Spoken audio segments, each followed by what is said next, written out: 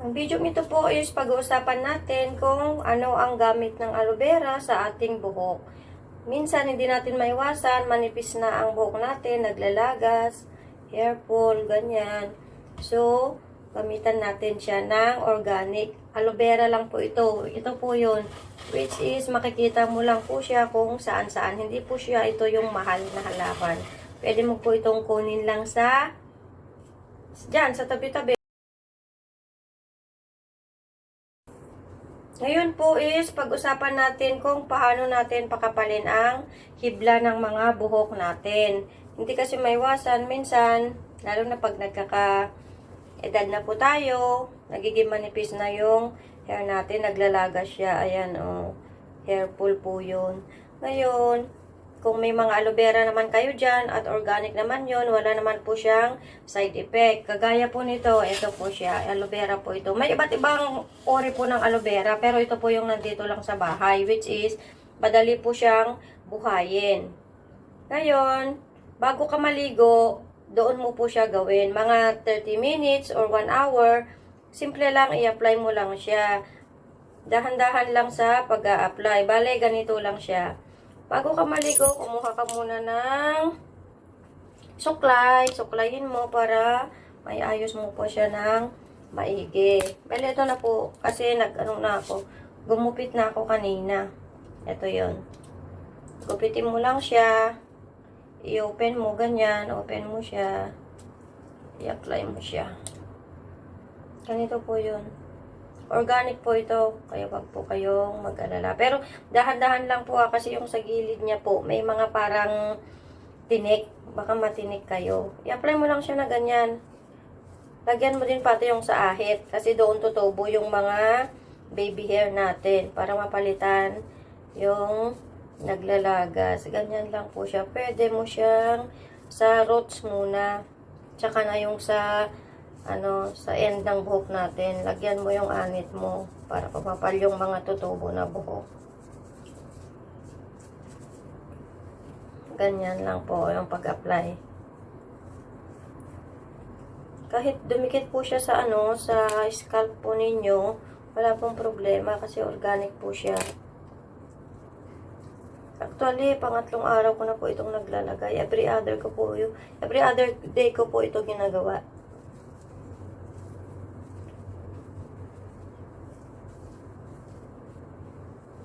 Ganyan lang po. Tapos pagtapos ko na dito, sa kabila naman,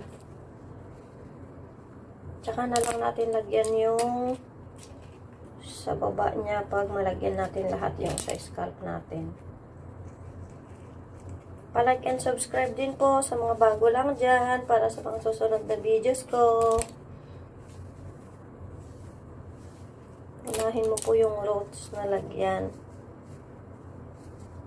Kasi minsan yung iba, nakikita na yung anit.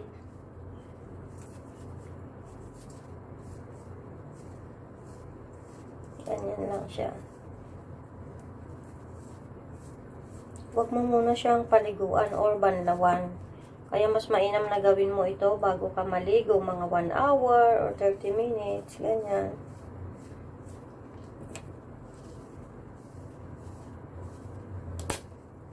Applyan mo lahat. Pati sa likod. So may anit mo sa likod. Para tumubo yung mga baby hair. Mapalitan yung mga naglalagas.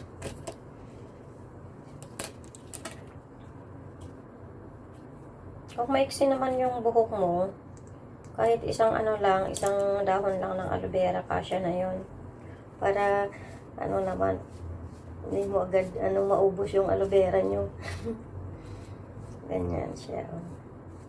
Madali lang, itanim yung aloe vera, madali mabuhay, I mean. Ganyan.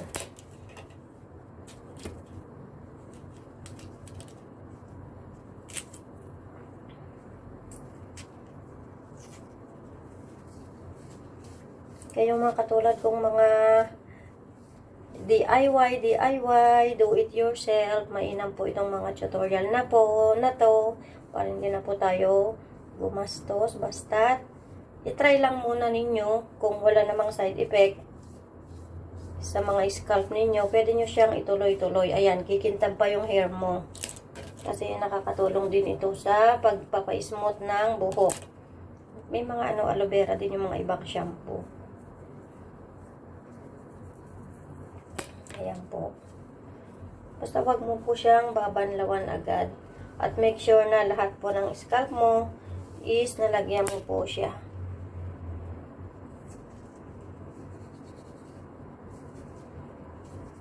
Ayan, ganyan po yung itsura niya. Oh. Ganyan, oh. Organic po ito, kaya don't worry na mai-irritate yung skin nyo. Hindi po, malayo po naman nangyari yun. Unless na hindi naman masyadong sensitive yung skin ninyo. Ganyan lang po.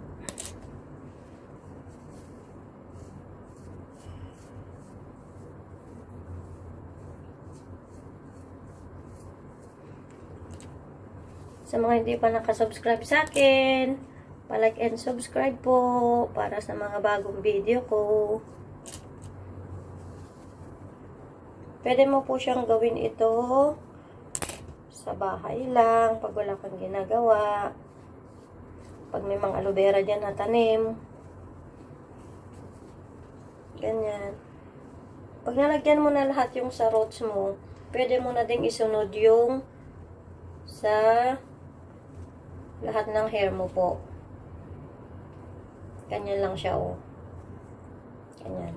Tiis-tiis ganda lang. Tsaga-tsaga, I mean. Ganyan lang siya.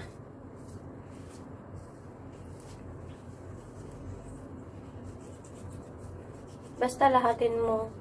Tapos yung alam mo na na talagang nakikita na yung anit mo, pwede mo siyang doon damihan ng paglagay.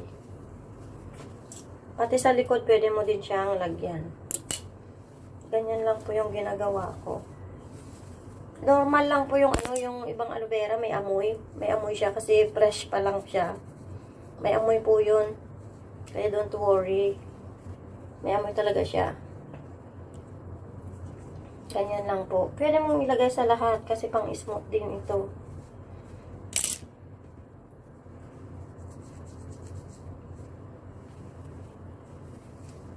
Ayan, ganyan lang siya. Kapag nalagyan mo na lahat, pati sa likod, lagyan mo din yung pati sa likod. Tapos pag may mga extra ka naman ng ilagay mo lang ganyan, oh. Ganyan. Lahat, basta lahatin mo siya. Ganyan. Tapos, talian mo lang siya.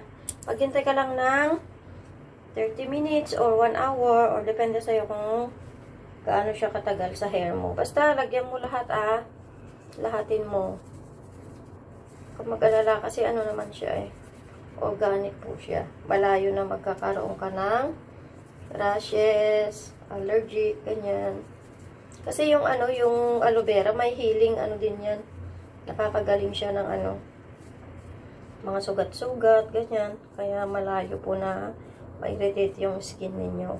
Lalo at organic naman siya. Wala siyang halong chemical.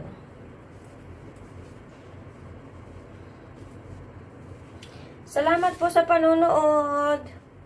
I-clip mo lang siya na ganyan. Tapos maghintay ka po ng 1 hour or 30 minutes bago mo siya banlawan. Pag binanlawan mo na po siya, pwede mo rin siyang gamitan ng shampoo. Yung shampoo mo na ginagamit mo.